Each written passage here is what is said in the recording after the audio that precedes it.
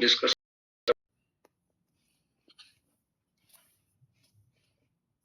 पहले समझ लीजिए क्या है क्वेश्चन, फिर उसके बाद नेक्स्ट से रिलेटेड क्वेश्चन ढूंढूंगा। सपोज कीजिए कि ये एक स्फीयर है या एक समझ लो डिस्क है, और ये एक सरफेस पे रोल करते हुए आगे जा रहा है। एक सरफेस है, इस पे ये रोल करते हुए आगे जा रहा है। It is pure rolling, it is pure rolling.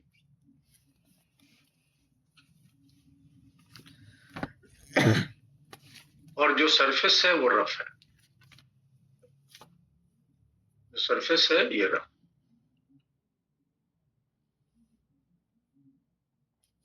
इसका मास m है। इसको मान लेते हैं बॉल है। बॉल मतलब एक स्फीयर, और वो अगर कोई स्फीयर आपको दिया हो कुछ ना कहे तो हम उसको सॉलिड स्फीयर के रूप में consider. A ball is rolling over a rough horizontal surface,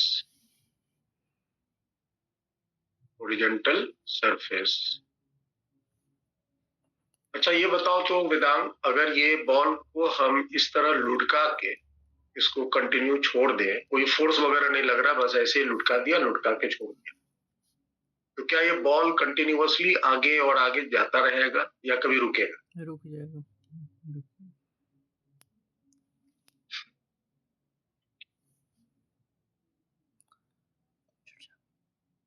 तो ध्यान से और शांत दिमाग से समझ के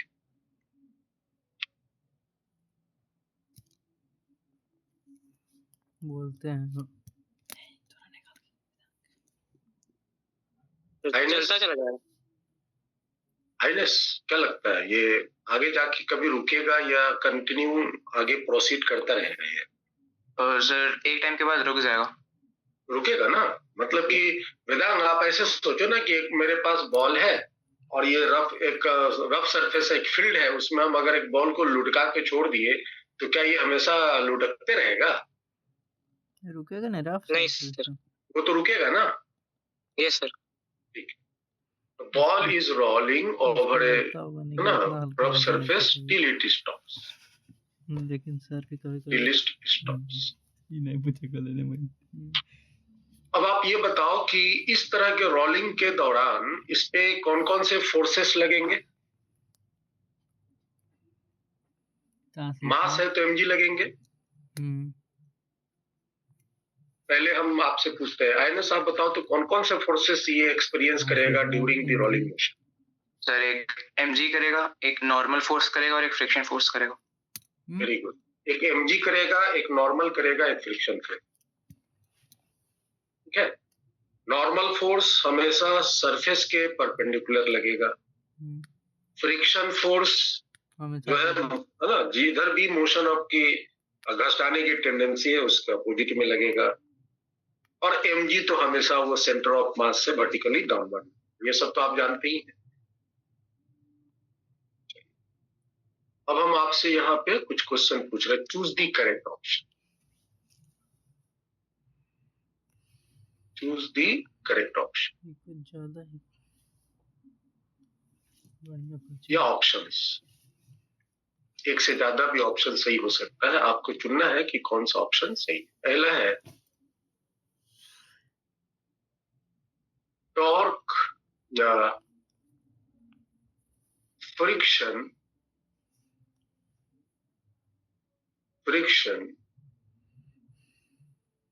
will decrease the motion. Friction will decrease the motion. ऐसा करो, फ्रिक्शन विल डिसेलरेट, ये सही वर्ड है, डिसेलरेट द मोशन। दूसरा ऑप्शन है friction will accelerate the motion. मतलब यहां हम आपसे ये पूछना चाहते हैं कि फ्रिक्शन मोशन के अलोंग लगेगा या मोशन के अपोजिट. अलोंग लगेगा तो एक्सेलरेट करेगा, अपोजिट लगेगा तो रिटार्ड. तीसरा है torque due to friction. Torque due to friction will accelerate या will increase the angular speed. चौथा ऑप्शन है torque due to friction will decrease the angular speed. Friction खुद क्या करेगा और फ्रिक्शन के टॉर्क क्या करेगा, ये बातें हो गई. पांचवा ऑप्शन है normal force will neither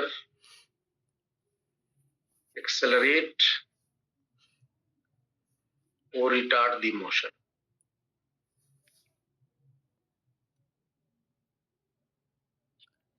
MG कर लेगा. छठा है देखो नॉर्मल क्या है ना, टॉर्क नॉर्मल एमजी कर लेगा manage. Due to normal. Torque due to normal torque का will प्लस होता है कि decelerate sin theta maximum 90 the angular speed.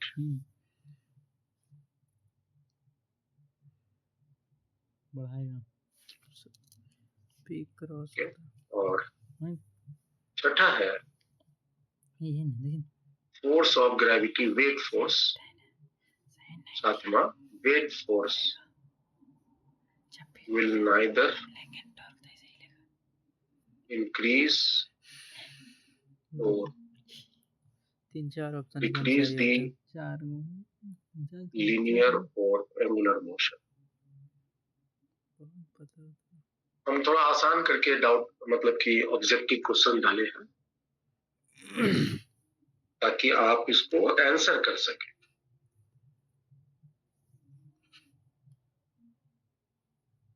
तो वैसे हमने बस इस सिचुएशन के लिए जो मैंने बॉल को लुढ़का दिया, लुढ़का के छोड़ दिया, जाओ अपना जाओ, और कभी जाके आगे रुक जाए, और बस इसी सिचुएशन पर हमने आपके 1 2 3 4 5 6 7 ऑप्शंस क्रिएट किए. अब इन 7 ऑप्शन में आपको जो भी सही ऑप्शंस लग रहे हैं वो आप जवाब.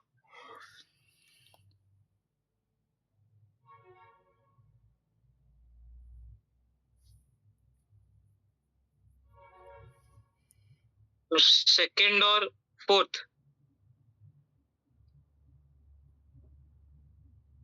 सेकेंड अच्छे से वेदांत, अच्छे से कोई हड़बड़ी नहीं है बेटा. आप अच्छे से जितने भी ऑप्शन है एक एक करके चेक करो. याद रखिए आईआईटी एडवांस में जो क्वेश्चंस पूछे जाते हैं more than one correct option वाले, उसको बनाने का एक ही तरीका है, दूसरा नहीं होगा, तीसरा है ना. मोर देन करेक्ट ऑप्शन के अगर क्वेश्चंस कभी भी आप अटेम्प्ट करो पहला होगा तो उसका एक ही तरीका है कि आप चारों ऑप्शंस पर जाओ. ऑप्शन 1, ऑप्शन 2, ऑप्शन 3, ऑप्शन 4, और हर एक ऑप्शंस को गहराई से चेक करो वो सही है कि गलत है. सही है तो उसके कारण होने चाहिए, और गलत है तो उसके कारण होने चाहिए.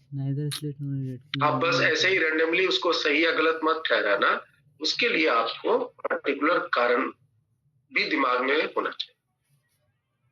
Recording in progress. तो पहला ऑप्शन गलत है तो कारण क्या है, सही है तो कारण क्या है, दूसरा ऑप्शन सही है तो कारण क्या है, गलत है तो कारण. जब आप इस गहराई से चीजों को पकड़ोगे तो गलतियां नहीं होंगी.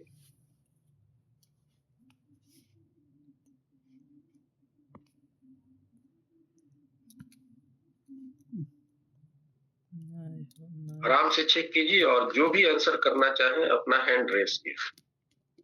बोल दुकान तीसरा अभी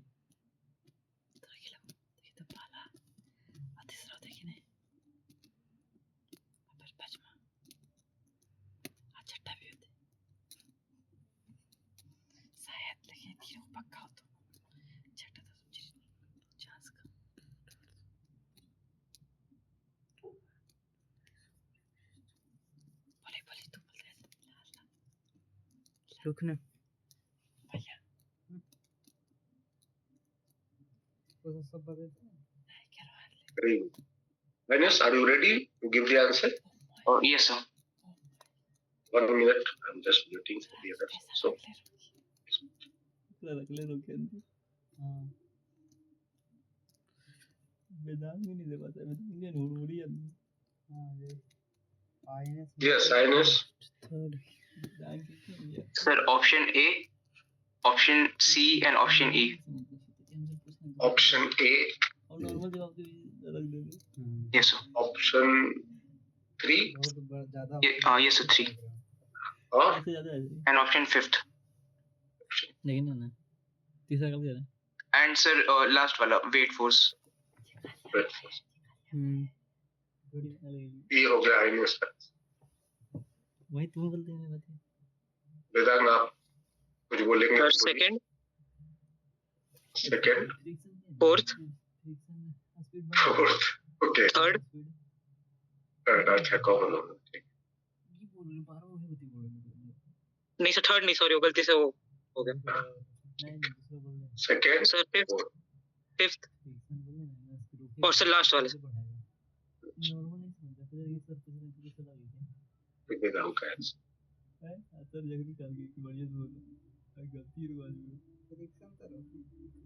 ऐसा कुछ आंसर देना चाहेंगे आप? जो भी आपको सही लगता है, लेकिन तुक्का नहीं मारेंगे, उसके रीजन के साथ. मान ली फोर्स ऊपर लगा रहे हैं, फ्रिक्शन नीचे बढ़ा देंगे तो इसे टॉपल कर देगा. सिंगुलर शुरू हो जाएगा. प्रोडक्शन शुरू कर देगा. ये तो हम रफ सरफेस पे डिपेंड करेगा फोर्स कहाँ पर लग रहा है, ऊपर नीचे. नॉर्मल फ्रिक्शन मतलब कहने का फ्रिक्शन फोर्स, तो फोर्स देखो उसको है ना, जो कि ट्रांसलेशनल मोशन को अफेक्ट करता है. टॉर्क जो रोटेशनल मोशन को अफेक्ट करता है.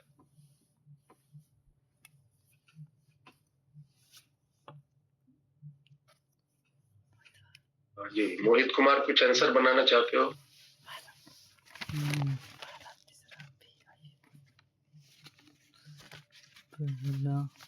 अपनी दिमाग लगानी पड़ती है फिजिक्स के क्लास. रटा रटाया पार्ट कंपटीशन में खासकर आईआईटी में काम नहीं आता.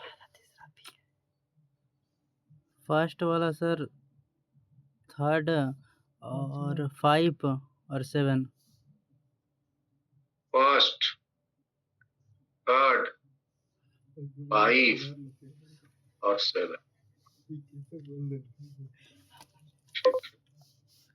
6 नहीं बोलोगे? हम 6 करेंगे.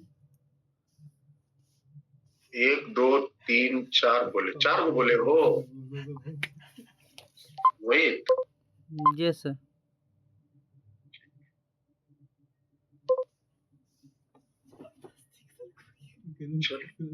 वेदांत कुछ आंसर चेंज करना चाहते हैं? नहीं सर. प्रिंस कुछ जवाब दोगे? बताओ. Yes sir. 1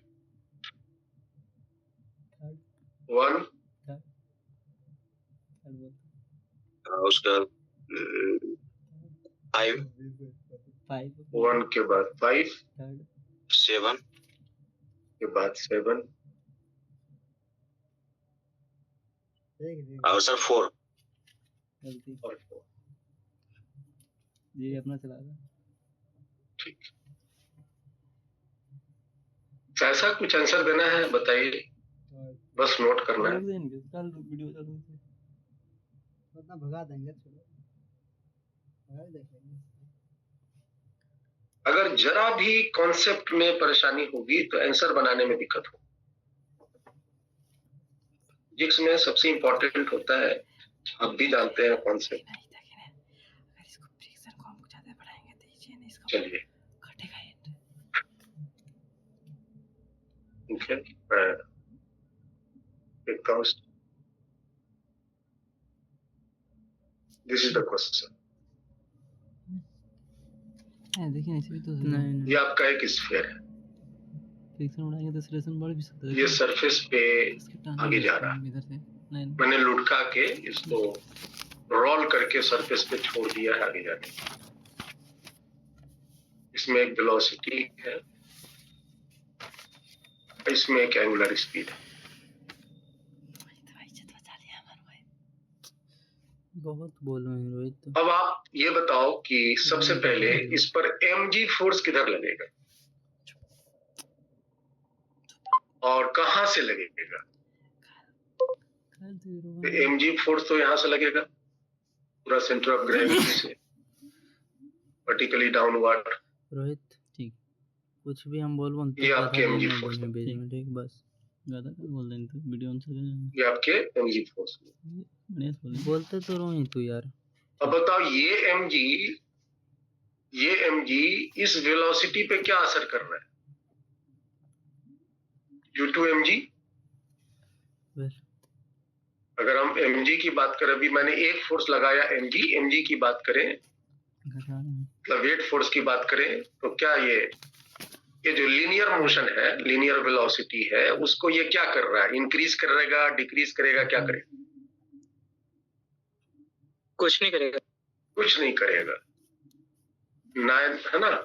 और neither increase or decrease the linear speed. अच्छा, ये बढ़ा क्यों नहीं पाया वेदांत? स्पीड को बढ़ा क्यों नहीं पाया?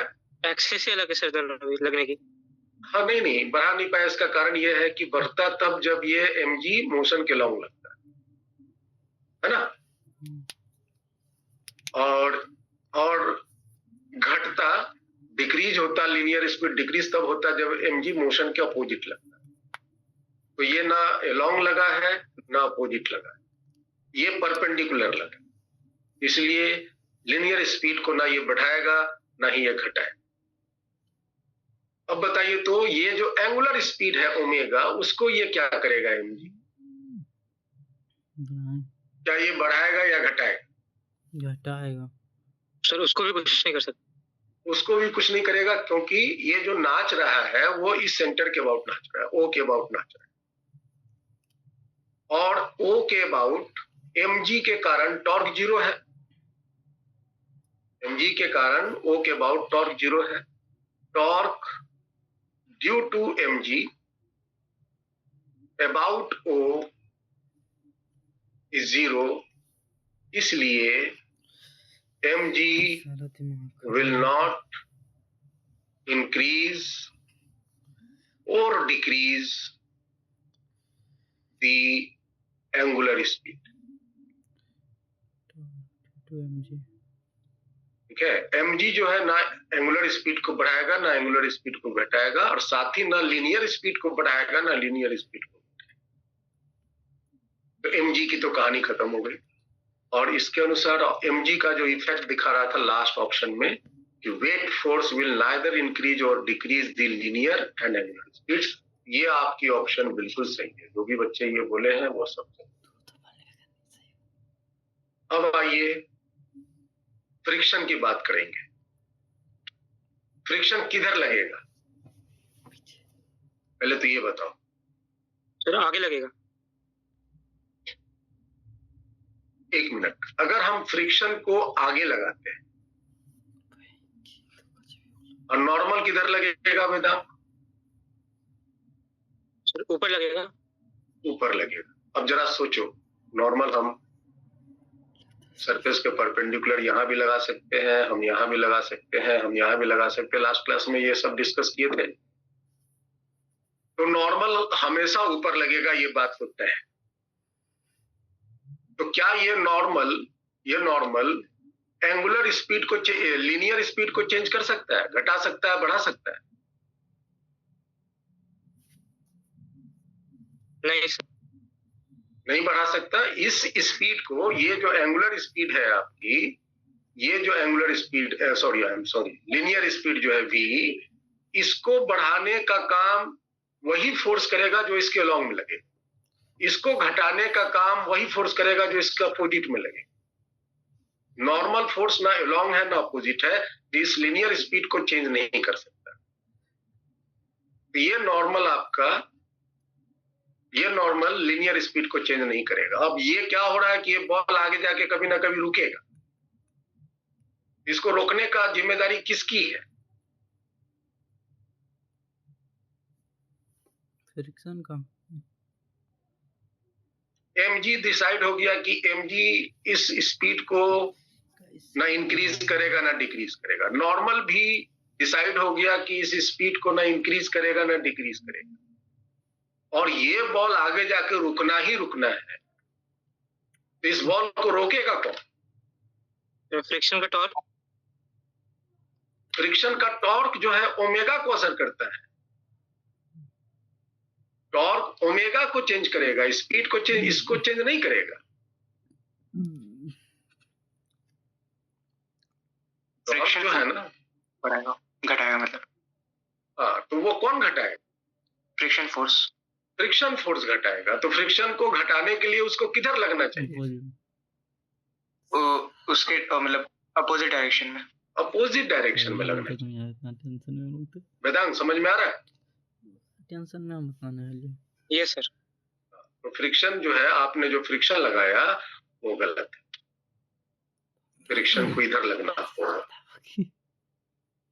याद रखिए, टॉर्क सिर्फ एंगुलर स्पीड चेंज करेगा, लिनियर नहीं करेगा। सबका अपना डिपार्टमेंट बटा हुआ है। ये हम आपको अलग से पढ़ाए हैं कि नहीं बता रहे। एक मिनट हम चेक कर लेते हैं।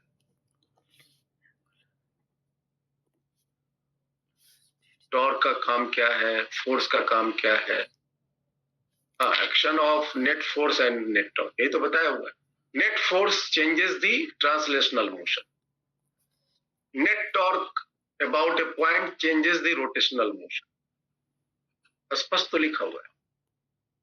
रोटेशनल वेलोसिटी, रोटेशनल, है ना, ये सब चेंज करता है। तो फ्रिक्शन पीछे लगना होगा ताकि इसकी स्पीड घट सके। इसको तो रुकना है आगे। तो फ्रिक्शन क्या कर रहा है? फ्रिक्शन फोर्स लीनियर स्पीड को घटा रहा है। अच्छा, सेंटर के अबाउट फ्रिक्शन का टॉर्क क्या है बताओ? सेंटर के अबाउट फ्रिक्शन का टॉर्क क्लॉकवाइज है। फ्रिक्शन का टॉर्क क्लॉकवाइज है। क्लॉकवाइज। फ्रिक्शन का टॉर्क क्लॉकवाइज। तो ये ओमेगा को क्या करेगा? बढ़ाएगा ना? Yes sir. हाँ, यहाँ पे अगर हम आपसे पूछें कि फ्रिक्शन का काम क्या है, due to friction, due to friction, तो फ्रिक्शन का काम है, friction decreases the motion, the linear speed, linear speed, और torque due to friction, friction increases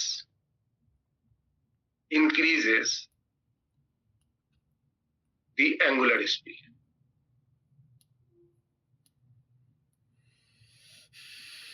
ये दो काम करेगा यहाँ फ्रिक्शन। फ्रिक्शन की ये डिपार्टमेंट।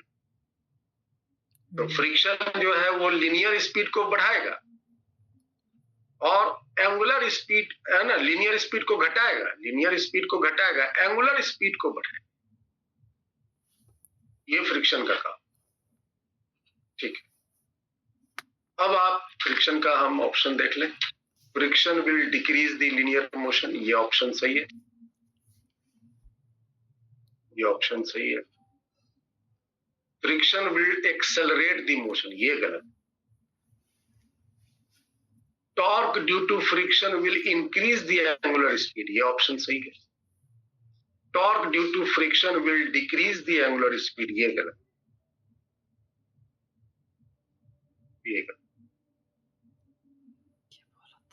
अब आइए नॉर्मल फोर्स। नॉर्मल फोर्स बताइए कहां से लगेगा? अगर हम आपसे पूछे नॉर्मल फोर्स यहां से लगेगा, यहां से लगेगा, यहां से लगेगा, फर्स्ट वाले से जबकि ये पता है कि बॉल आगे जाके रुक जाना है, नाचना भी बंद हो जाना है, चलना भी बंद हो जाना है। रुक रुक रुक, ये बात ध्यान में रखते हुए आप अपना चुनाव कीजिए कि नॉर्मल फोर्स यहाँ पे कहां से लगेगा? N1 लगेगा कि N2 लगेगा कि N3 लगेगा?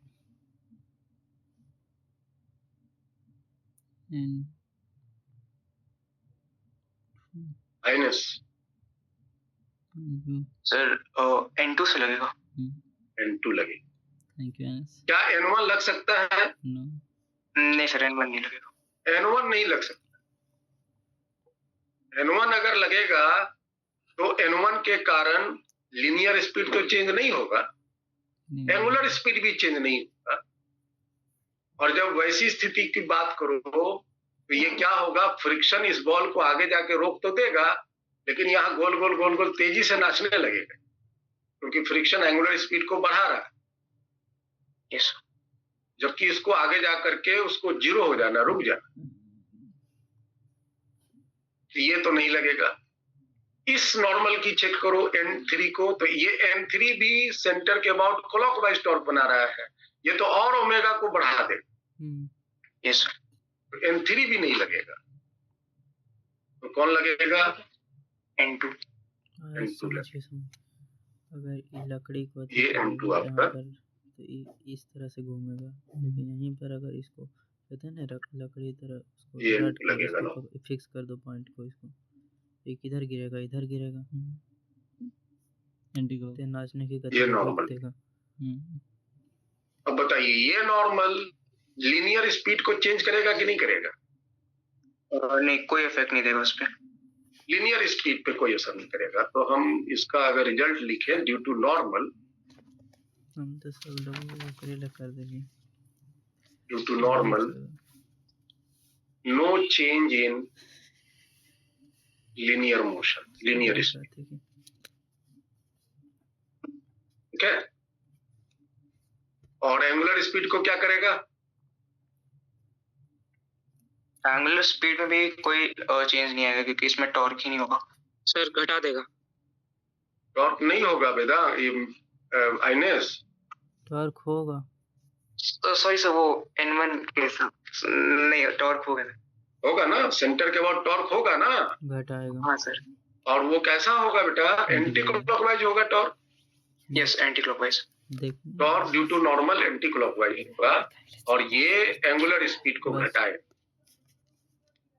है ना। Due to normal decreases the angular speed. Centre पे क्या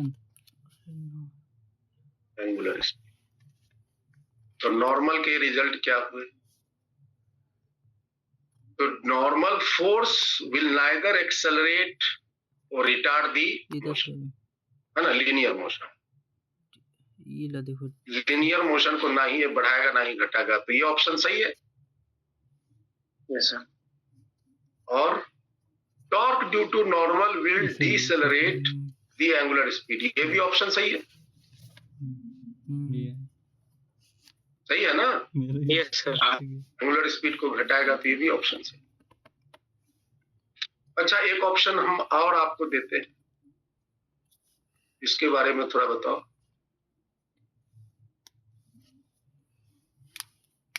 टॉर्क ड्यू टू फ्रिक्शन का magnitude is greater than torque due to normal.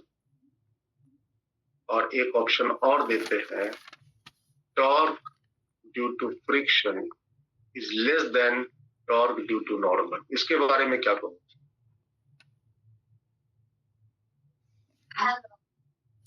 Friction का टॉर्क इसको बढ़ा रहा है।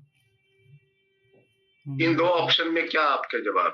या तीसरा ऑप्शन एक और देते हैं, torque due to friction is equal to torque due to normal। तीन ऑप्शन और दे दिया मैंने, अब चुनो इन तीनों में से आपको कौन पसंद आ रहा है। पहला नहीं दूसरा 9 नंबर 9 या 10 हो सकता है। स्थिति यहाँ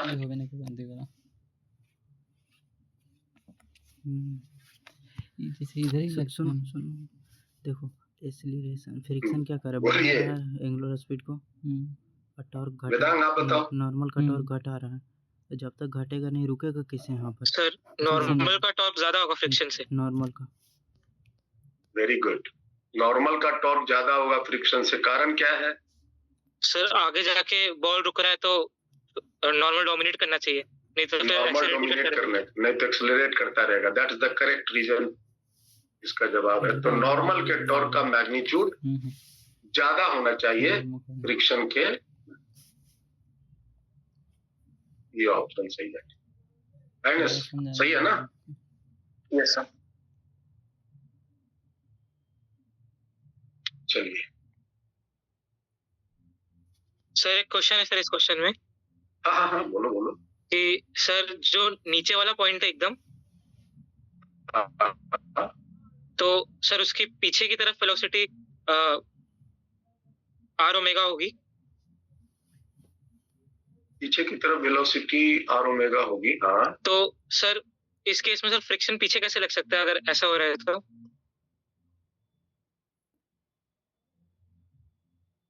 फ्रिक्शन पीछे क्यों लग रहा है, ऐसा हुआ तो नहीं समझे सर? जब वेलोसिटी पीछे है, वेलोसिटी आगे भी तो है ना, तो वो तो सर ऊपर वाले पॉइंट की है ना?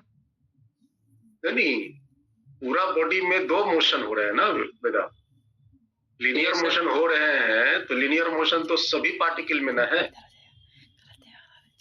सभी पार्टिकल में चल रहे हैं। उस तरह से सोचा हूँ। Yes sir. एंगुलर स्पीड तो लीनियर मोशन सारे पार्टिकल में, यहाँ पर भी है स्पीड जब ये हो रहा है तो फ्रिक्शन इधर यहाँ पर भी है, और एंगुलर मोशन पीछे है। एंगुलर मोशन के कारण जो लीनियर वेलोसिटी वो पीछे है ओमेगा, वो अभी भी है। अच्छा ठीक है सर। ठीक है ना? Yes sir.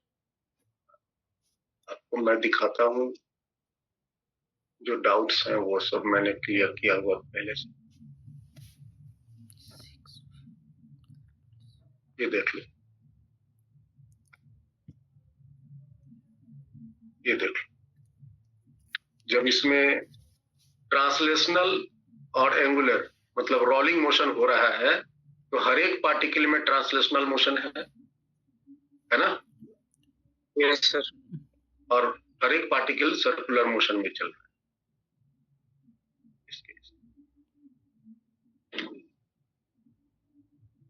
तो ये मोशन इस तरह से एडजस्ट हो।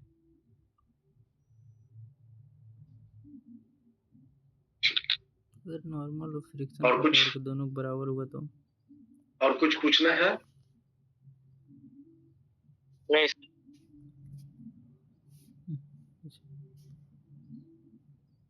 डाउट मैं समझा फ्रिक्शन के बारे में, फ्रिक्शन आगे पीछे क्यों लगा, आगे क्यों नहीं लगा, ये ना? तो सर वो समझ गया मैं, नीचे वाले पॉइंट की वेलोसिटी 0 है ना, इसलिए ऐसा हो रहा है। नहीं, देखो, एक्शन ऑफ या direction of friction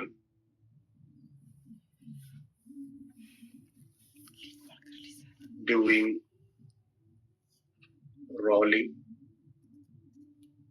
or rotational motion.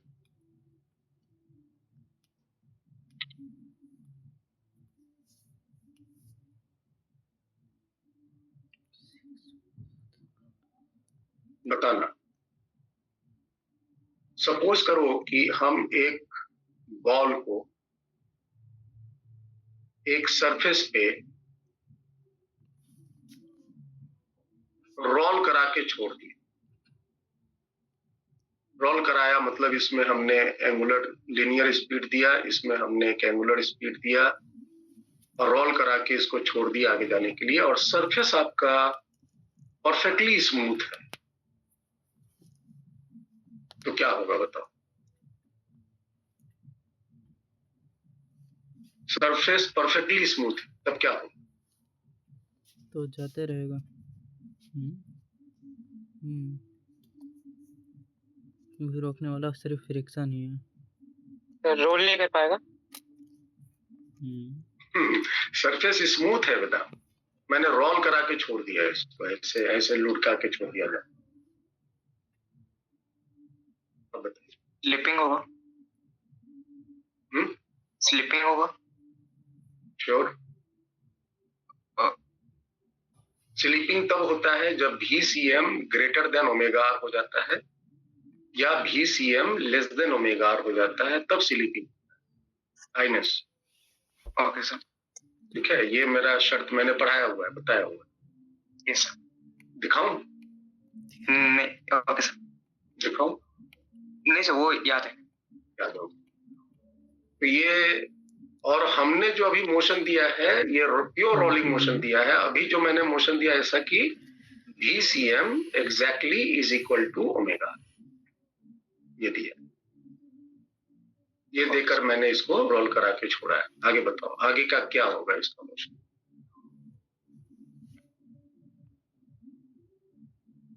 ये सब बुक में नहीं मिलेगा, याद रखना है ना, ये खुद रियलाइज करो इसके फिजिक्स। ये प्योर रोलिंग का केस है, परफेक्टली और स्मूथ। नहीं, हमने VCM is equal to omega और ऐसा स्पीड दिया करके छोड़ दिया और सरफेस रफ स्मूथ है परफेक्टली, तो आगे का मोशन इसका क्या होगा? क्या ये रोटेट करना बंद कर जाएगा?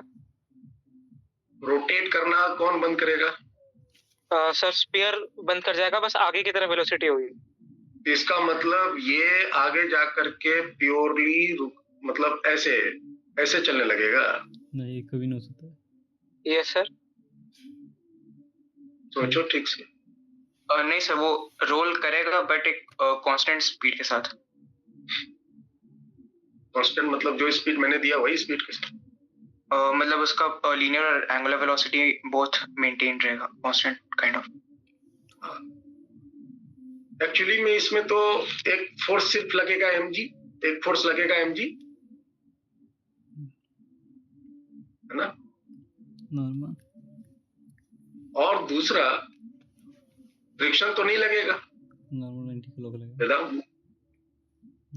फ्रिक्शन तो नहीं लगेगा, इसकी लीनियर स्पीड तो चेंज नहीं, नॉर्मल लगेगा। और लीनियर स्पीड अगर चेंज नहीं होगी तो यहाँ पर जो स्थिति है उसके अनुसार जो आपका नॉर्मल फोर्स है एग्जैक्टली सेंटर से पास करेगा। इस पर्टिकुलर इंस्टेंट में नॉर्मल फोर्स एग्जैक्टली सेंटर से पास करेगा। अच्छा, फ्रिक्शन नहीं इसलिए ये नॉर्मल फोर्स पास करेगा। क्यों? फ्रिक्शन फोर्स ना पीछे लगेगा ना फ्रिक्शन फोर्स आगे लगेगा। फ्रिक्शन जीरो, यहाँ भी फ्रिक्शन जीरो, दोनों जगह फ्रिक्शन जीरो होंगे। अब बताइए कहानी क्या होगी? आगे जाते रहेगा वैसे और वो स्पीड बढ़ेगा। अरे फ्रिक्शन फोर्स, नॉर्मल फोर्स यहाँ आगे नहीं बढ़ जाएगा। नॉर्मल फोर्स आगे बढ़ जाने से आश्चर्यजनक घटना घटने की बात होने लगेगी। वेदांग, आपने जो नॉर्मल को आगे एज्यूम किया हुआ है, ये ना एज्यूम किया यहाँ पे इसके पहले सवाल के अनुसार। Yes sir. आपने इसके जो पहले मैंने प्रॉब्लम डिस्कस किया उसके अनुसार नॉर्मल आपने यहाँ ले लिया, फ्रिक्शन को हटा दिया क्योंकि सरफेस स्मूथ, ये ना किया? नहीं सर, नॉर्मल तो सर मैं वहीं से ले रहा था, एमजी वाले से। एमजी वाले से, तब तो जवाब आपका बिल्कुल सही बैठना चाहिए। जब आप नॉर्मल यहीं से ले रहे हैं तो आप बताइए तो क्या इस नॉर्मल के कारण कोई टॉर्क बनेगा? नहीं सर, नहीं बनेगा। तो नहीं बनेगा तो ओमेगा को कौन बदलेगा, कौन रोकेगा इसको? सर कोई नहीं रोकेगा। कोई नहीं रोकेगा, तो ओमेगा वही रहा। लीनियर वेलोसिटी को क्या ये नॉर्मल इंक्रीज करेगा? नहीं सर। ना डिक्रीज करेगा ना इंक्रीज करेगा। तो इसका मतलब क्या हुआ? इसका मतलब ये हुआ कि ना वेलोसिटी चेंज होना है ना ही ओमेगा चेंज। देखिए सूर्य हम कह रहे हैं ये जो बॉल है वो सेम स्पीड से, वही जो मैंने स्पीड दे रखा है वही स्पीड के साथ ये कंटिन्यू ठीक लग रहा। तो कुछ भी ये आगे जाता है। तो फिर फिजिक्स हुआ छोड़ा नहीं, सबसे मतलब कि फिजिक्स का The ball will continue rolling without ceiling. The ball will continue rolling without ceiling. अगर आपसे कोई पूछे कि क्या एक body, ball, ring, disc, sphere, cylinder, जो भी स्मूथ सरफेस पे प्योर रोल कर सकता है, क्या जवाब होगा? नहीं, क्योंकि इसमें से बटा हुआ है मास। अरे भाई बोलो, क्या एक स्मूथ सरफेस पे एक बॉडी प्योर रोलिंग ले सकता है? प्योर रोलिंग, यस प्रिंस बताओ। ले सकता है, रोलिंग में आ जाता है। सिलेंडर निकाल के क्या एक परफेक्टली स्मूथ सरफेस पे बॉडी प्योर रोलिंग ले सकता है? नहीं सर। नहीं नहीं लेगा रे। तो अभी क्या हो रहा है? देखने का था। अभी क्या हो रहा है प्रिंस? प्योर रोल नहीं हो रहा है? गंदा हो गया, ले सकता तू ही बता। प्योर रोल नहीं हो रहा है?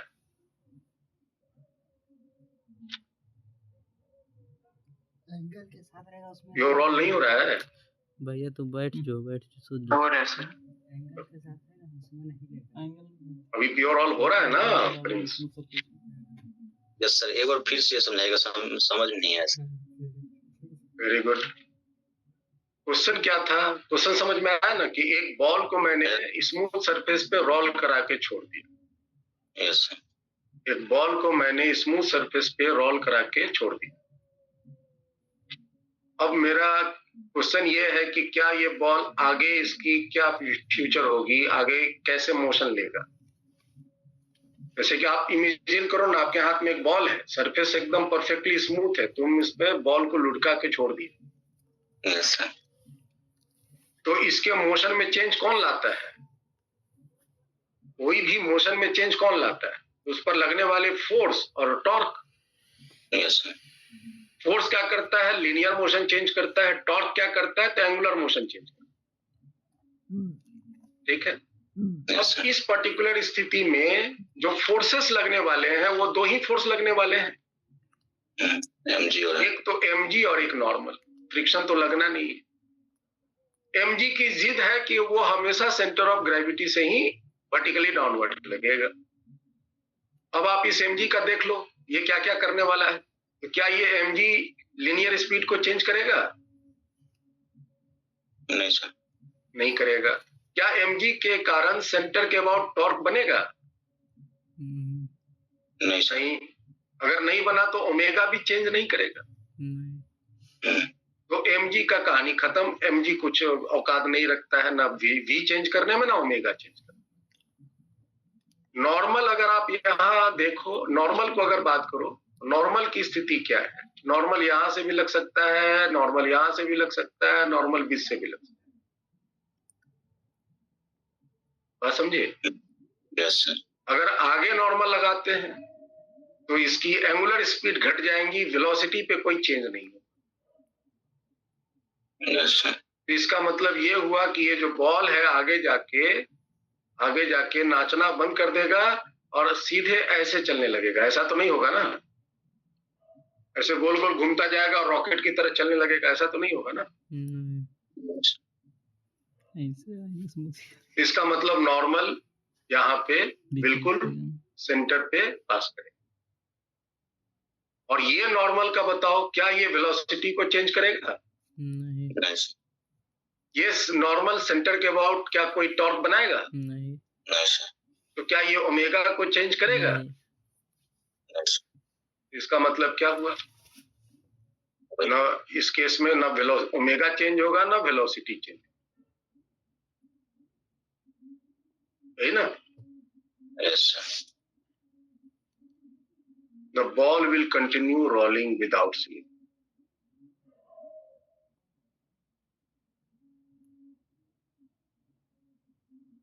मतलब that is will take pure rolling. जो भी मोशन तुम पहले दे के उसको छोड़ोगे वही मोशन के साथ ये कंटिन्यू होगा. ठीक है, फ्रिक्शन नहीं लगेगा. अब आइए दूसरा स्थिति में.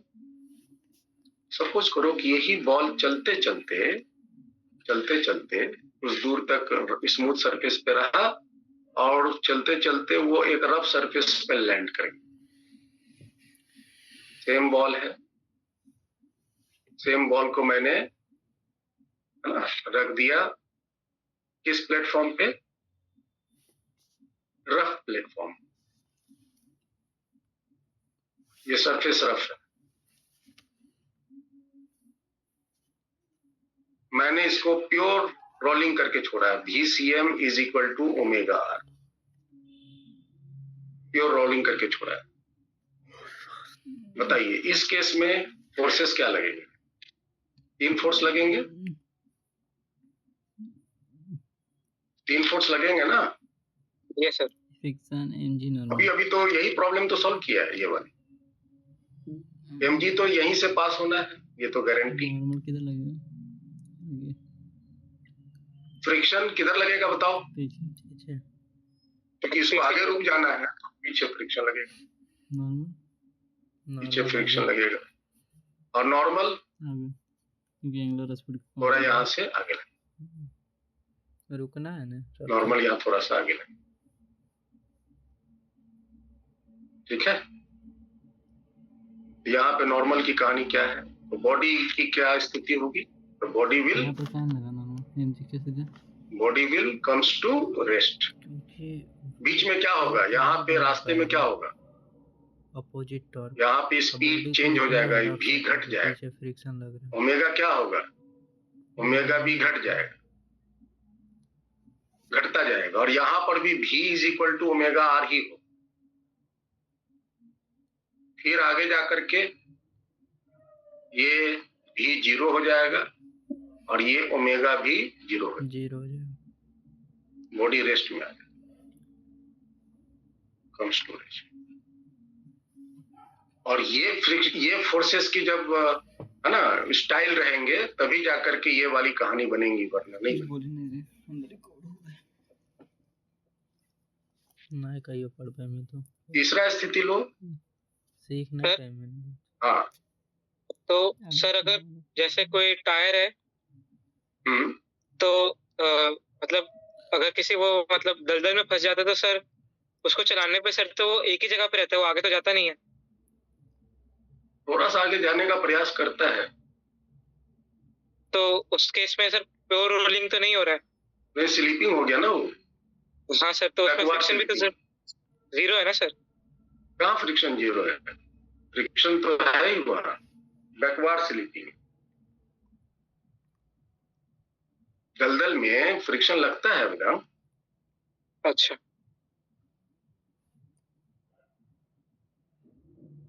और वो दलदल बेसिकली रोकता कैसे है? तो दलदल धंस जाता है ना. दलदल धंस जाता है ना. Yes sir. या सरफेस धंस तो नहीं रहा है ना. Yes sir. उसकी जो मैकेनिज्म है वो बिल्कुल डिफरेंट है. इससे आप उसको मैच करोगे तो दिक्कत होगा. ठीक है, एक्चुअली में यहाँ पे थोड़ी सी बातें उसी दलदल टाइप की आप यहाँ एज्यूम कर सकते हो. बेसिकली यहाँ पर देखो नॉर्मल आगे कैसे बढ़ता है. अगर हम आपसे थोड़ा और इसके गहराई में जाएं और आपसे पूछें कि इस केस में हुआ यहाँ पे नॉर्मल बीच से पास किया, यहाँ पे नॉर्मल आगे क्यों हो गया? बॉडी रुक. ये मन में आ रहा है ना प्रश्न आप लोग का? आइनस? Yes sir. मन में आ रहा नहीं? यहाँ पे नॉर्मल पास कर गया सेंटर से, या नॉर्मल आगे क्यों हो? Yes sir. एक्चुअली में क्या होता है कि जब हम किसी रफ सरफेस पे चलते हैं तो उसके सरफेस उबड़ खाबड़ होते हैं, परफेक्टली फ्लैट नहीं रहता स्मूथ की तरह. इसलिए नॉर्मल. रफ कैसा होता है? रफ ऐसा होता है ना. जब आप स्ट्रॉन्ग माइक्रोस्कोप से देखोगे तो रफ सरफेस ऐसा हो, बताया होगा फ्रिक्शन। जब आप स्ट्रॉन्ग माइक्रोस्कोप से देखोगे तो rough surface perfectly smooth surface एकदम फ्लैट हो रहा है, ये परफेक्टली स्मूथ है। रफ सरफेस थोड़ा सा उबड़ खाबड़। जब हम ऐसे रफ सरफेस पे किसी को अलाउ करते हैं रोल करने के लिए, तो बेसिकली क्या होता है कि वो जो रफ सरफेस वो थोड़ा यहाँ पे ऐसे धंस जाता है। और बॉडी की एडवांसमेंट किधर है? आगे की तरफ। बोलो ना। Yes sir. बॉडी की एडवांसमेंट आगे की तरफ। देखना ध्यान से इसके मैकेनिज्म। बॉडी की एडवांसमेंट आगे की तरफ है और ओमेगा से ऑफकोर्स ये नाच रहा है। जब ये आगे बढ़ेगा तो क्या होगा? आगे बढ़ेगा तो क्या होगा? mg तो यहीं से पास करता रहेगा। हाँ सर। लेकिन इसके मेन कांटेक्ट कहाँ जाएंगे? यहाँ जाएंगे ना। ये इधर से तो उठ जाएगा ये। यस। इधर से तो ये उठ जाएगा और मेन कांटेक्ट इसके कहाँ रहेंगे? यहाँ रहेंगे ना, पिन पॉइंट्स पे। इस पिन पॉइंट पे रहेंगे। और जहां पर भी कांटेक्ट बनेगा यहाँ के कांटेक्ट टूट जाएंगे, ये वाले कांटेक्ट टूट जाएंगे। Yes sir. है ना। यहाँ पर जैसे ये थोड़ा सा नाच के आगे बढ़ेगा, यहाँ वाले कांटेक्ट थोड़े से छूट जाएंगे और मेन कांटेक्ट यहाँ पे बन जाएगा। और जब यहाँ बन जाएगा तो नॉर्मल यहाँ से पास। Yes sir. समझ आया? Yes sir. इस कारण से ये होता है। और फ्लैट सरफेस। अगर हम तीसरी स्थिति ले आए,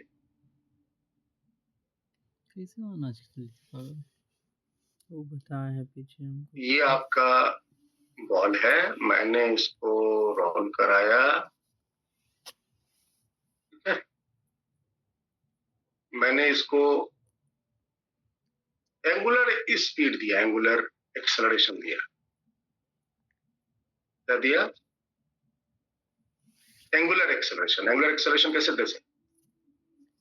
एंगुलर एक्सेलरेशन कैसे दे सकते? तो एंगुलर वेलोसिटी को बढ़ा कर। साइकिल चलाते हैं? हेलो, आप ही से पूछ रहा हूँ, साइकिल चलाते हैं नहीं चलाते? यस। तो साइकिल जब आप पैडल मारते हैं तो पैडल से क्या होता है? स्पीड बढ़ता है।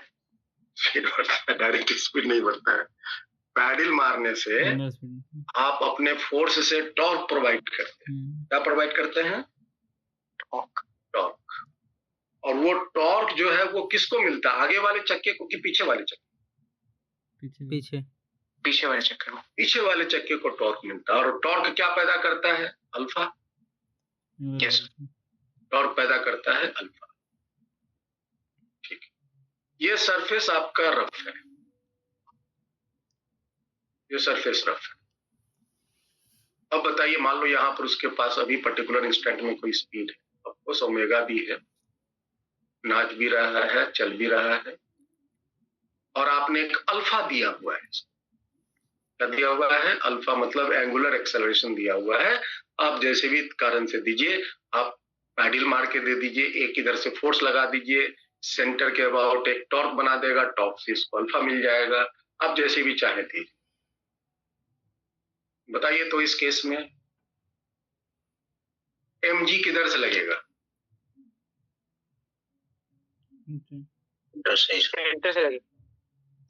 mg का तो पोजीशन फिक्स है, एकदम कसम खा के लगे हम यहीं से लगेंगे, जीत।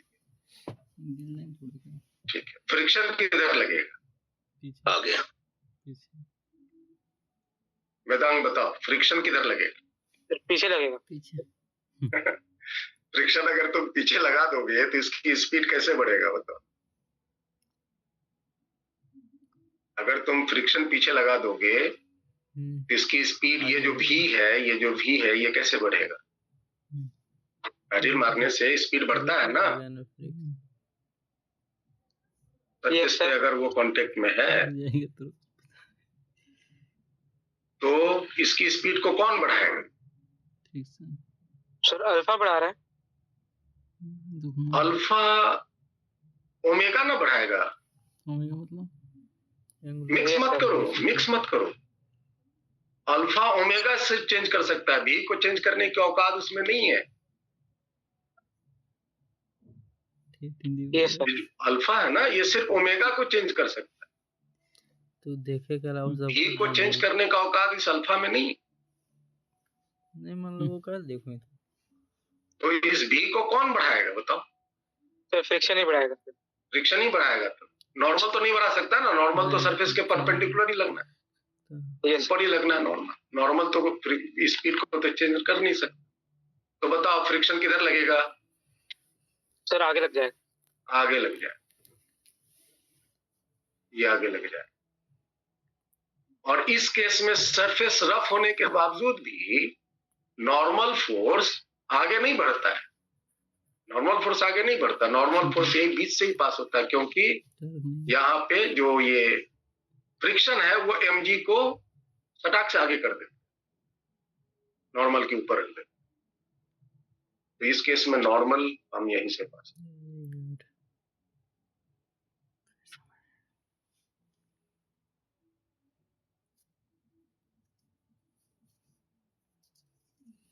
तो दो बातें तय हुई। क्या क्या तय हुई? अगर सिर्फ ओमेगा है, अल्फा नहीं है, तो फ्रिक्शन किधर लगा? Opposite direction. और अगर अल्फा है तो फ्रिक्शन किधर लगा? Forward direction. Forward direction. और इसके कारण ये आगे की तरफ बढ़ता जाएगा, स्पीड भी बढ़ता जाएगा और एंगुलर स्पीड भी बढ़ता जाएगा।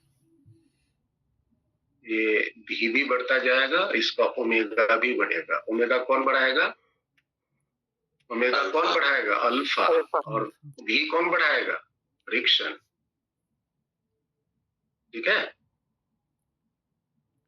और अगर ये मतलब क्या बोलते हैं, अगर स्लिप नहीं कर रहा है तो यहाँ पर भी बढ़ा हुआ speed is equal to omega बढ़ा हुआ,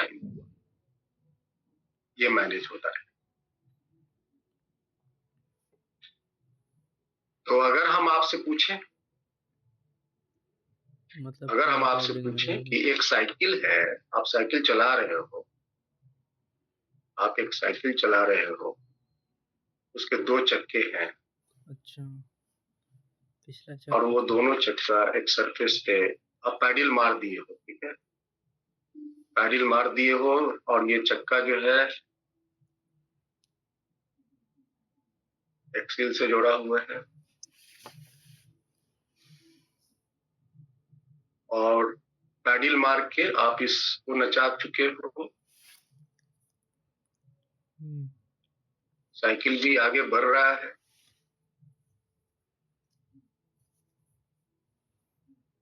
और अब भी पैडल मारना छोड़ दिए हो, नो पैडलिंग, पैडलिंग नहीं कर रहे हो, नहीं कर रहे। एक स्थिति ये है कि आप पैडल मारे, साइकिल को चला दिए, साइकिल की गति आ गई, और उस गति के साथ उसको कंटिन्यू छोड़ दिए।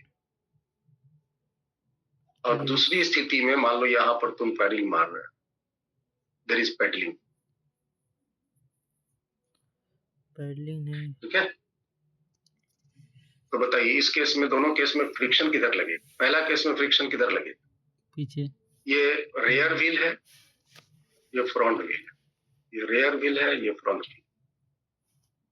इसमें एक्सीलरेशन नहीं बन रहा है ब्रेक पे। तो पहला केस में बताओ, ये फर्स्ट केस में बताओ, दोनों चक्का में फ्रिक्शन किधर लगेगा? सरफेस रफ है, याद रखो।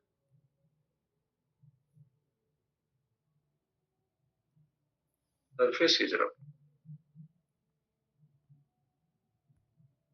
There is no pedaling in this case. In which direction the friction will act? In rear wheel and front wheel.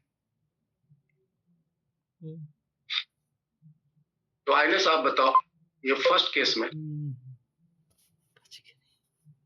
Rear wheel और फ्रंट व्हील में फ्रिक्शन की डायरेक्शन क्या? सर रेयर व्हील में friction forward लगेगा और front wheel में backward. Rear wheel में friction backward लगेगा? नहीं सर, रेयर में फॉरवर्ड लगेगा। रेयर में फॉरवर्ड लगेगा, आगे वाला रेयर, और इसमें पीछे लगेगा। सर उल्टा रहती, इसमें भी आगे लगेगा। रेयर में आगे लगेगा और फॉरवर्ड वाले मतलब उस वाले में पीछे लग जाएगा। इसमें आगे, यस सर। इसमें पीछे। हाँ सर। अब बताओ, क्या इस स्थिति में आपकी जो मोशन साइकिल की होनी है, साइकिल अगर मान लो कि तुम पैडल मार के साइकिल को रन करा के तुम छोड़ दिए पैडल मारना, तो क्या होता है बताओ उस केस में? स्पीड स्लो होता है और साइकिल रुक जाता है। स्पीड स्लो होता है, साइकिल रुक जाता है, ये आप जानते हैं। Yes sir. क्या ऐसी स्थिति इस केस में बनेगी? नहीं सर, नहीं बनेगी। ऐसी स्पीड इस केस में नहीं बनेगी। आपने तो मास्टर कॉन्सेप्ट सीख लिया, फिर गलती क्यों कर रहे हो? क्या सिखाया अभी मैंने आपको? अगर सिर्फ ओमेगा है तो फ्रिक्शन किधर लगेगा? बैकवर्ड। और अगर उसमें अल्फा है तो फ्रिक्शन किधर लगेगा? फॉरवर्ड। बस हो गया कॉन्सेप्ट क्लियर। सर दोनों में बैकवर्ड लग जाएगा। दोनों में बैकवर्ड लग जाएगा, इतना टेंशन नहीं लेना।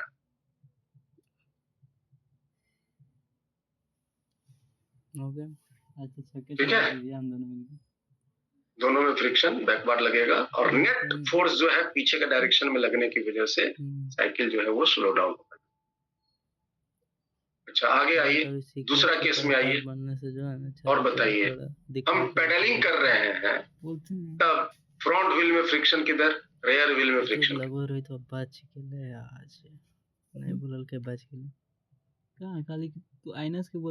रेयर में आगे लग जाएगा और फ्रंट में पीछे लग जाएगा।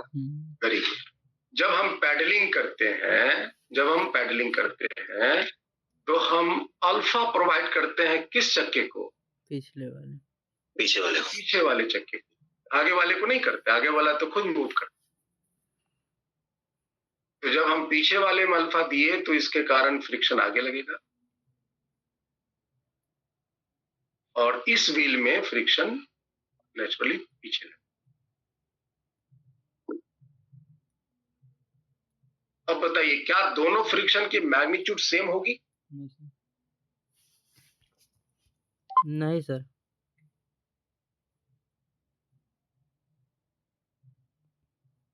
तो इसका जवाब है फ्रिक्शन दोनों इक्वल भी हो सकते हैं और फ्रिक्शन डिफरेंट भी हो सकते हैं।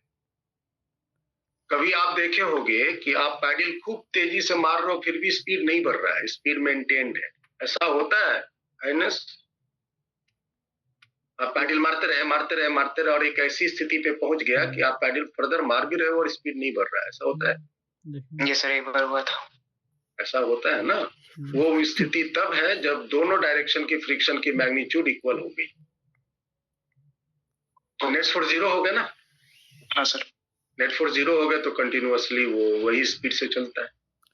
लेकिन नॉर्मल केस में जब स्लो स्पीड से चलते हुए साइकिल जा रहा है और आप पैडल मार रहे हो तो पीछे वाले की फ्रिक्शन ज्यादा होती है, आगे वाले की फ्रिक्शन कम। पीछे वाले का ज्यादा होगा तभी तो नेट फोर्स आगे बन जाएगा। हाँ सर। और फिर इसकी स्पीड बढ़ेगी। ठीक है, चलो फिर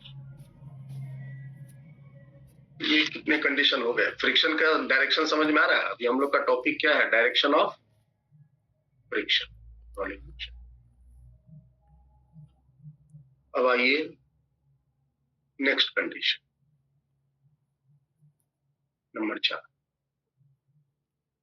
सपोज करो ये एक इंक्लाइन प्लेन है, इंक्लाइनेशन है थीटा। मैंने एक बॉल को यहां से है ना रेस्ट से छोड़ दिया, रिलीज्ड फ्रॉम रेस्ट,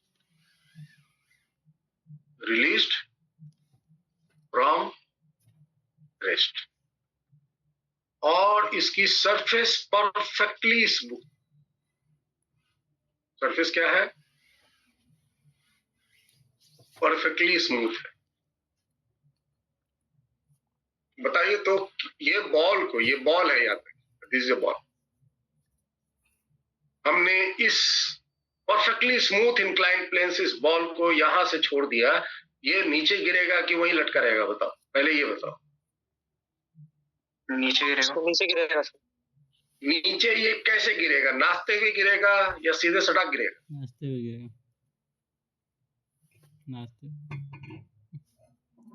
डाउट होगा। नाचते हुए गिरेगा। डायरेक्ट गिर जाएगा, मतलब जो स्पीड से नाचते हुए। वेदांग, इसको नचाएगा कौन, ये पहले बताओ। नहीं,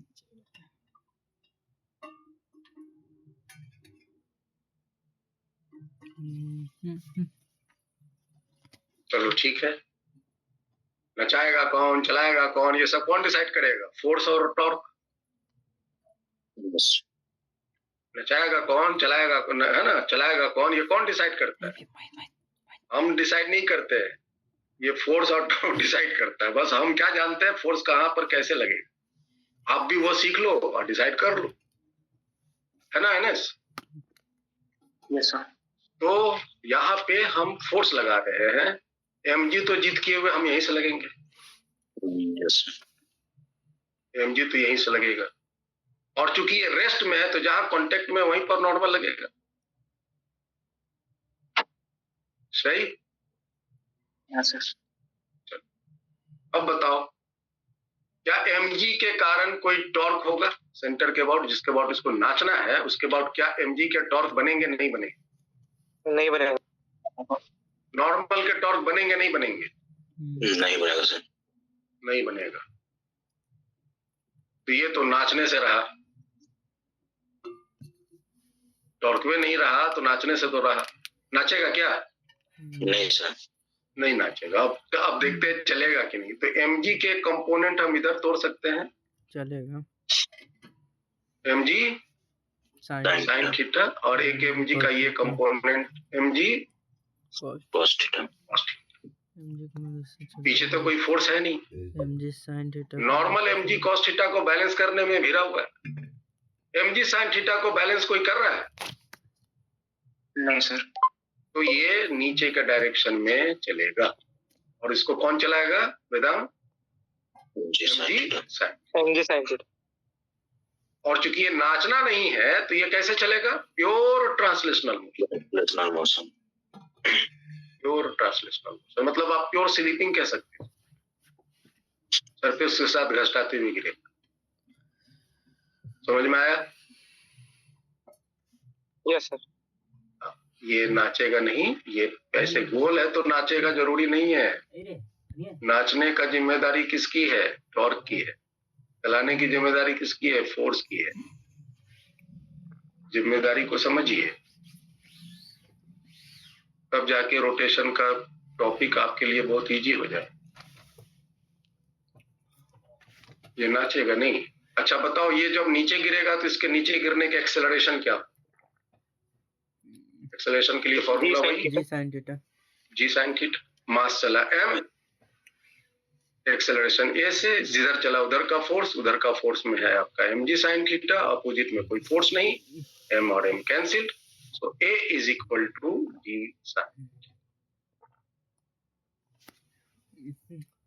भले वो बॉल यहाँ बॉल होकर बॉल हो, सिलेंडर हो, है ना, स्फीयर हो, डिस्क हो, जो भी हो, रिंग हो, वो सब के सब जी साइन थीटा से ही गिरेंगे। बढ़िया। अब मान लो कि ये सरफेस रफ है,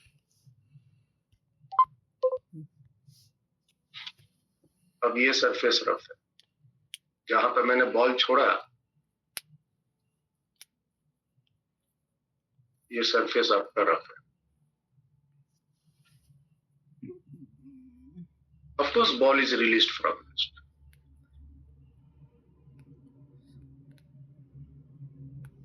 बताइए, अब ये कैसे गिरेगा नीचे?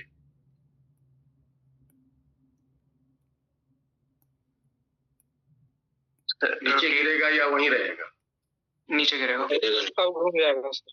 हाँ, अब घूम जाएगा। फ्रिक्शन किधर लग, mg तो यहीं से लगेगा ना? Yes sir.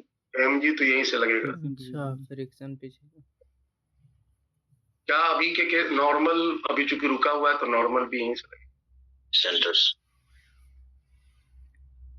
फ्रिक्शन किधर लगेगा? पीछे।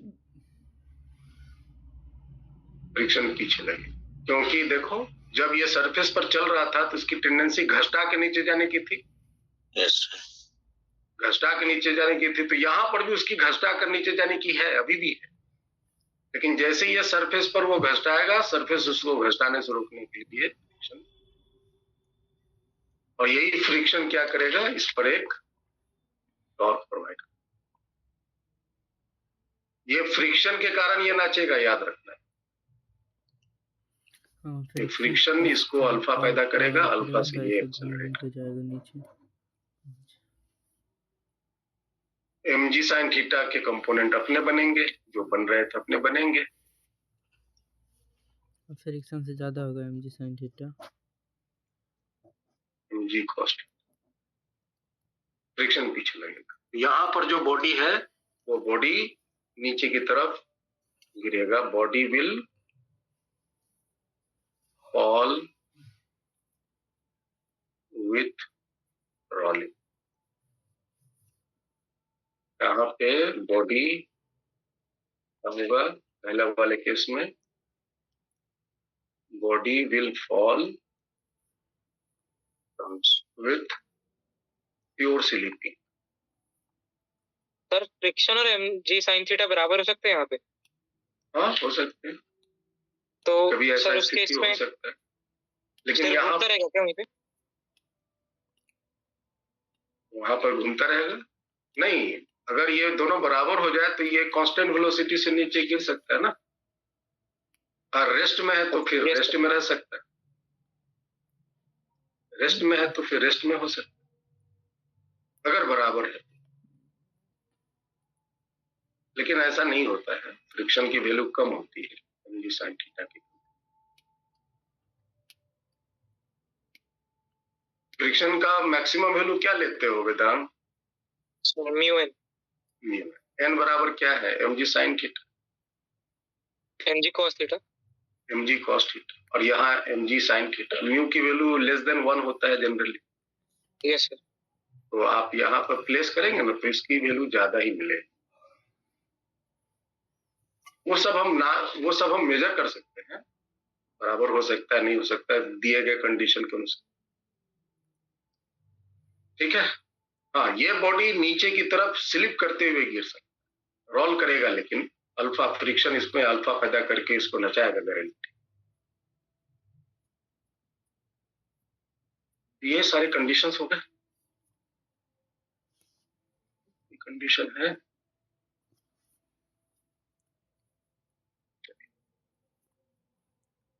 अब हम मोशन लेते हैं। इसका थोड़ा 1 नंबर वाला दिखाइएगा। ये वाला नहीं सर, ये आगे बस ये।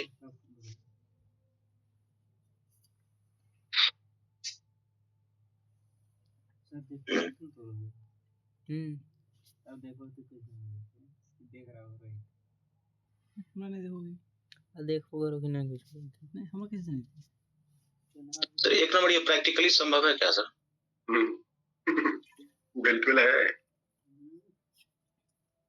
बिल्कुल है, ये सब प्रैक्टिकली ही है। ऐसा लेकिन एक्चुअली में सरफेस 100% कोई स्मूथ नहीं होता। बताया था ना, कोई भी सरफेस 100% स्मूथ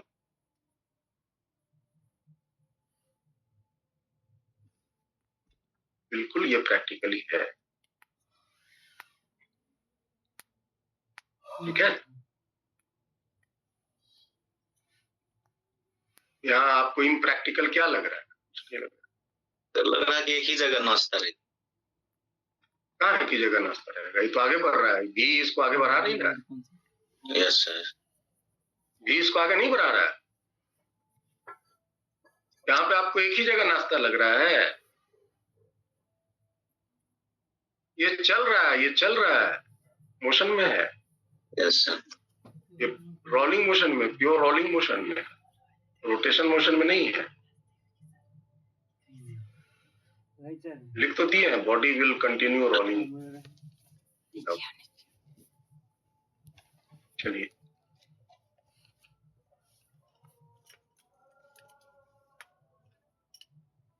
अब आइए हम लोग बात करेंगे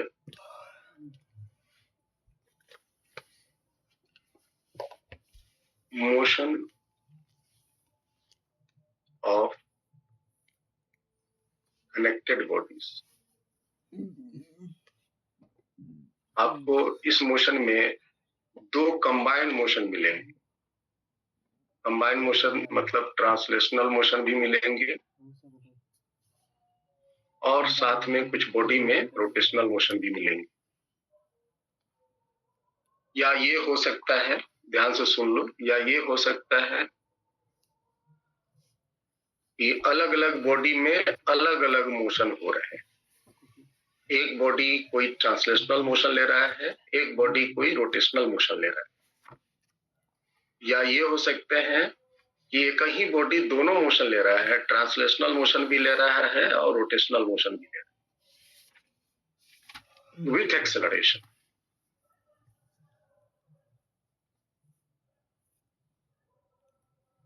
with acceleration,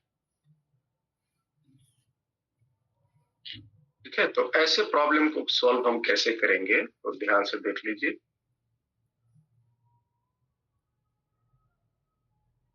for translational motion के लिए,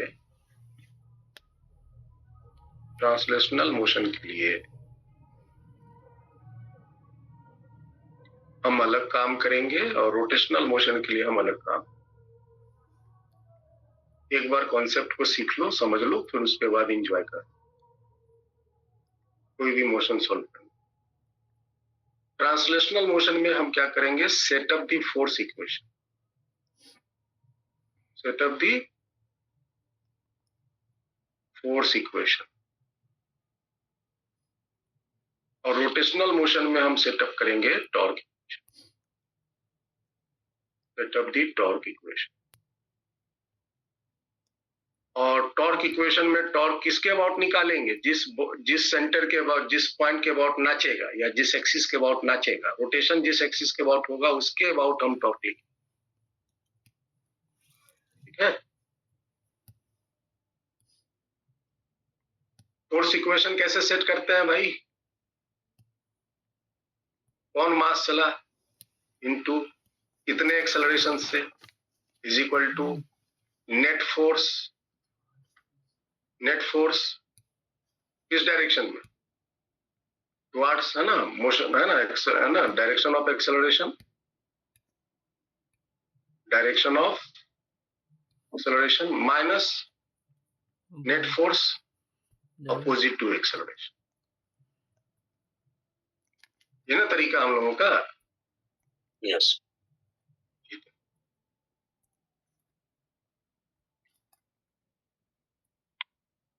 कोई लोग net force equal to mass into acceleration करते हैं, हम उल्टा, मास इंटू एक्सेलरेशन बराबर जिस डायरेक्शन में चला उस डायरेक्शन का फोर्स माइनस। इससे कैलकुलेट, इससे इक्वेशन लिखने में, है ना, आसानी है, क्योंकि हम फोर्स डायग्राम तो पहले से बना के फोर्स की दिशा दिखा रहे थे। इस केस में मास की जगह क्या लेंगे, आई। ए की जगह क्या लेंगे, अल्फा, बराबर net torque. Net torque direction of acceleration alpha, जिस डायरेक्शन में अल्फा है उस डायरेक्शन का टॉर्क माइनस अपोजिट डायरेक्शन का net torque, opposite of alpha. जो वहां, जो यहां लिखे हैं बिल्कुल वही चीज यहां भी है, बस मास की जगह कौन ले लिया, moment of inertia. Linear acceleration की जगह कौन ले लिया, एंगुलर एक्सेलरेशन। नेट फोर्स की जगह कौन ले लिया, नेट टॉर्क ले लिया। समझे। इसको हम एक छोटा सा एग्जांपल से आपको बताते हैं। जैसे कि मान लो ये बॉडी है, इसका मास m है, एक फोर्स आगे लगा F1, एक फोर्स पीछे लगा F2, और F1 ज्यादा है तो ज्यादा होने के कारण आगे के डायरेक्शन में एक्सेलरेट किया। इसके लिए हम ट्रांसलेशनल मोशन का इक्वेशन लिखेंगे, फोर्स इक्वेशन। बताइए, ma is equal to F1 minus F। ये हुआ आपका फोर्स इक्वेशन। इस केस में सपोज करो ये कोई एक रिंग है या कोई डिस्क है या कोई पुली है, और इस एक्सिस के अबाउट ये फिक्स्ड है। यहाँ पर एक फोर्स ऐसे लगा F1, एक फोर्स ऐसे लगा F2, इसका रेडियस R है, इसका रेडियस R है, और F1 बड़ा है F2 से। ठीक है, तो आप बताइए यहाँ देख करके कि इस O के अबाउट F1 के द्वारा टॉर्क कैसा होगा, क्लॉक या एंटी क्लॉक? क्लॉक। F1 के कारण क्लॉकवाइज। O के अबाउट क्लॉकवाइज, और F2 के कारण एंटी क्लॉकवाइज। Anti clockwise.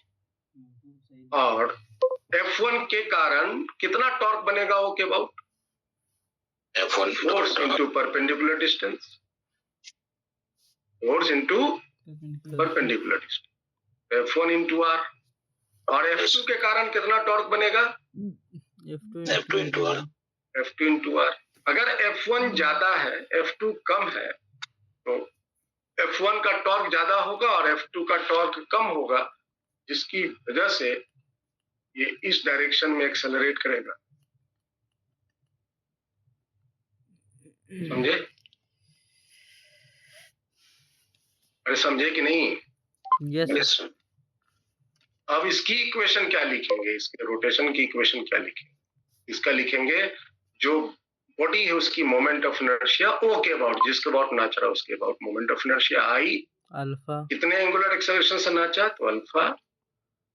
जिस डायरेक्शन में नाचा उस डायरेक्शन का torque F1 F1 into R, yes, minus opposite का torque F2 into R। F2 into R।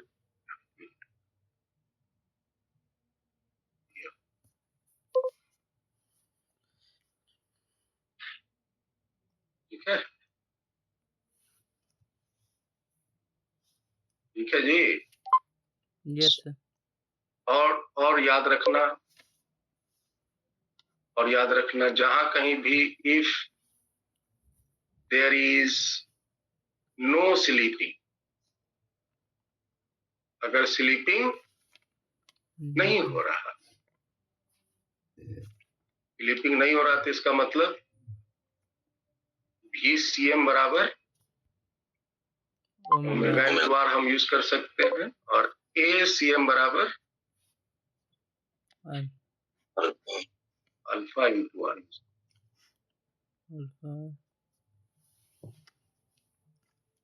ठीक है,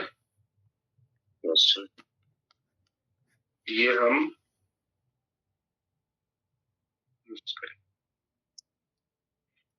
एक बात, दूसरी बात, friction less than equal to mu into N, जब जरूरत होगा ये हम यूज करें। अगर घसटा रहा है तो म्यू के इंटू एन, घसटाने की स्थिति में है तो exactly mu into N, mu S into N. और अगर बाकी दूसरी कंडीशन में तो फ्रिक्शन हमेशा म्यू इंटू एन से कम। ठीक है, चलिए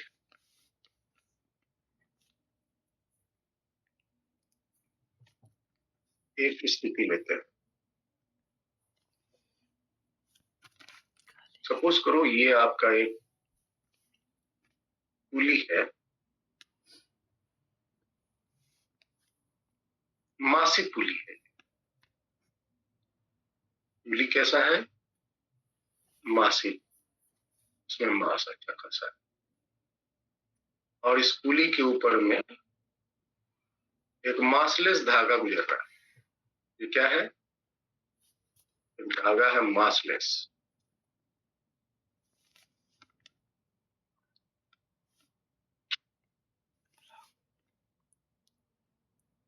धागा मासिव नहीं है, धागा मासलेस। इसके साइड 2 मासेस टंगे हुए हैं, M1 और एक M2। धागा मासलेस है, पुली जो है मासिव है, और ये पुली रफ भी है। पुली क्या है? रफ है। पुली का मास M है, पुली का मास M है, मोमेंट ऑफ इनर्शिया I है। अगर मोमेंट ऑफ इनर्शिया नहीं दे तो पुली को हम एज ए डिस्क कंसीडर करें, समझा है ना? Okay sir. पुली को हम डिस्क के रूप में कंसीडर करेंगे, रिंग नहीं लेंगे। तो मोमेंट ऑफ इनर्शिया I है और इसका रेडियस R है, पुली का radius R।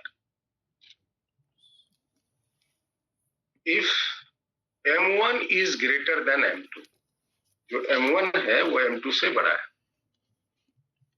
And system is released from rest, system is released from rest, rest से हम सिस्टम को छोड़ देते हैं, M1 को, है ना, या पकड़े हुए शुरू में रहते हैं और छोड़ देते हैं। If string doesn't slip over the pulley, अगर धागा पुली के ऊपर स्लिप नहीं कर रहा, जरा इमेजिन करो, अगर धागा इस पुली के ऊपर स्लिप नहीं कर रहा है तो क्या होगा? पुली घूमेगा, जितना धागा गिरेगा पुली उतना ही कॉरस्पॉन्डिंगली नाचेगा, है ना वेदांत? Yes sir. स्लिप होता है तो फिर दोनों की अपनी अपनी मोशन, लेकिन अगर स्लिप नहीं कर रहा है धागा, तो धागा जितना नीचे गिरेगा पुली, है ना, अकॉर्डिंगली रोटेट करेगी। Pulley doesn't slip, string doesn't slip over the pulley. Find the acceleration of blocks. Block का एक्सेलरेशन क्या होगा ये बताओ। बहुत सारे क्वेश्चन इसमें पूछे जा सकते हैं, बस एक खाली निकालने सीख लो तो बाकी सब ऑटोमेटिक उसके साथ। ये स्थिति है आपकी सिचुएशन।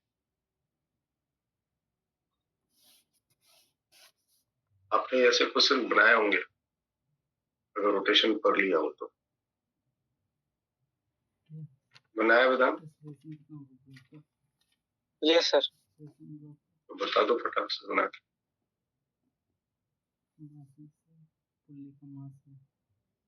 जो रोटेशन पढ़ा है वो बनाया होगा। ये बहुत ही बेसिक फंडामेंटल क्वेश्चन है।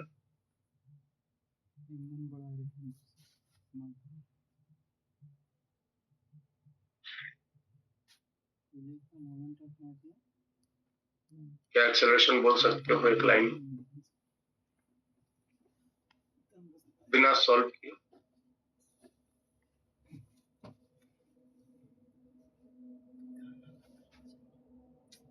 Sir M1G minus M2G upon M1 plus M2 plus I/R²।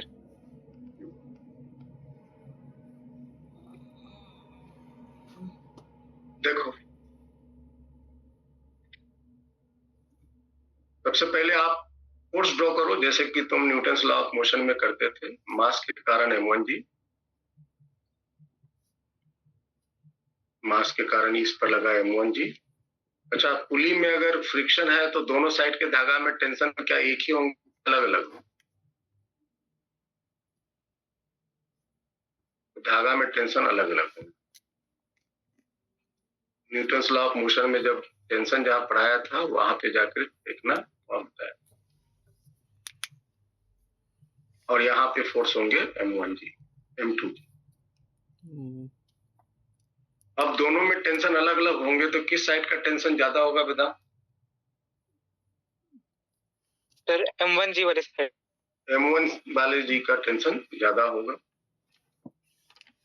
और इसके कारण ये पुली इस तरह से रोटेट करेगा क्योंकि T1 का टेंशन का टॉर्क जो है O के अबाउट ज्यादा है ना, T1R ज्यादा होगा T2R से, तो इस डायरेक्शन में ये एक्सेलरेट करेगा।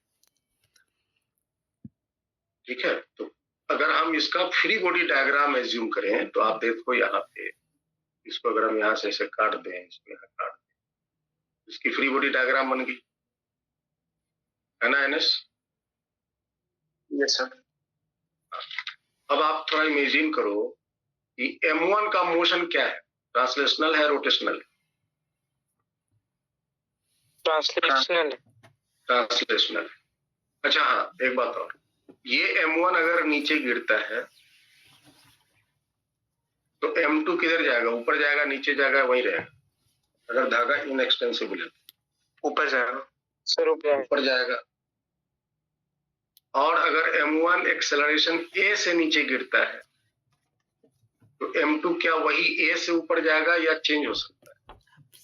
सेम A से ऊपर जाएगा, सेम एक्सेलरेशन से ऊपर जाएगा क्योंकि धागा इनएक्सटेंसिबल है, धागा की लेंथ ना बढ़ सकती है ना घट सकती है, तो जितना M1 डिस्प्लेस करेगा नीचे, M2 उतना ही डिस्प्लेस करेगा। एवरी टाइम इसकी स्पीड जो होगी नीचे के डायरेक्शन में, इसकी ऊपर के डायरेक्शन में वही स्पीड है। तो M1 का अगर हम इक्वेशन लिखें तो M1 का हम कौन सा इक्वेशन लिखेंगे? फोर्स इक्वेशन या torque equation? Force equation. Force equation लिखेंगे M1। तो M1 का फोर्स इक्वेशन कोई बच्चा बोल? M1G minus M1A is equal to M1G minus T1। ये हुआ इक्वेशन 1। फिर M2 में भी ट्रांसलेशनल मोशन है तो M2 का भी लिखिए फोर्स इक्वेशन, बोलिए फटाफट। T2 minus M2G। M2A is equal to T2 minus, ठीक है। और ये जो पुली है, ये पुली है, इसमें कैसा मोशन है आइनेस? Rotational motion. तो इसके लिए हम कौन सा इक्वेशन लिखेंगे? टॉर्क वाला। टॉर्क वाला लिखेंगे, तो लिख दो टॉर्क वाला। जो बॉडी नाचा उसकी मोमेंट ऑफ इनर्शिया आई, कितनी एंगुलर एक्सेलरेशन है? तो अल्फा। जिस डायरेक्शन में नाचा उस डायरेक्शन का टॉर्क तो हो गया T1 इंटू R, परपेंडिकुलर दूरी R, T1 into R minus 2 और माइनस अपोजिट का टॉर्क हो गया T2 इंटू R। ये भी आरी है, T2 इंटू R। ये हुआ तीसरा इक्वेशन। क्योंकि ये धागा स्लिप नहीं कर रहा है तो हम यहाँ पे लिख सकते हैं alpha is equal to A by R। ये हुआ फॉर नो स्लिप।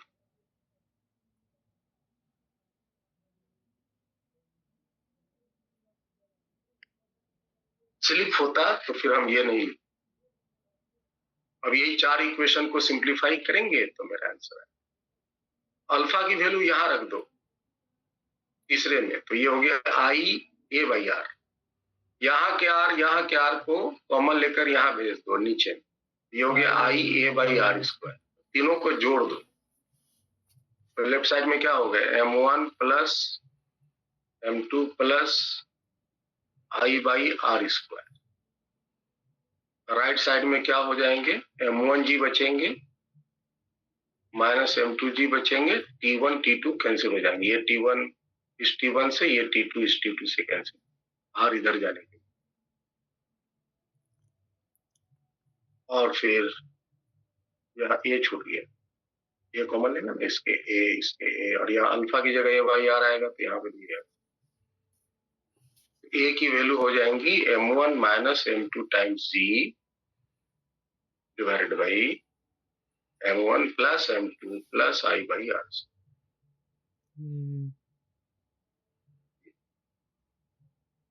ये एक्सेलरेशन। और फिर अगर आपसे पूछे कि इस पुली में कितनी एंगुलर एक्सेलरेशन होंगी छोड़ने के बाद, अल्फा क्या होगा, यहाँ पे आप रख दो इक्वेशन नंबर 4 में ए की जगह पर इतना, अल्फा निकल जाएगा। फिर आपसे पूछा कि दोनों साइड के धागा में टेंशन का रेशियो क्या होगा या टेंशन क्या होगा, ए की वैल्यू को इक्वेशन 1 में रख दो तो T1 निकल जाएंगे, 2 में रख दो तो T2। ठीक है, हेलो। Yes sir. सर नीचे तो हमने 8 स्क्वायर होना चाहिए ना? हाँ, स्क्वायर ही है।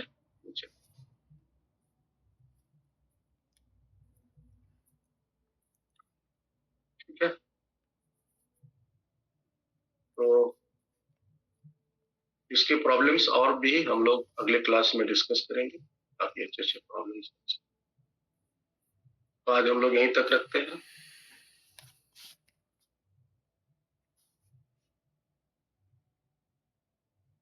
तो मिलते हैं नेक्स्ट क्लास में। Thank you.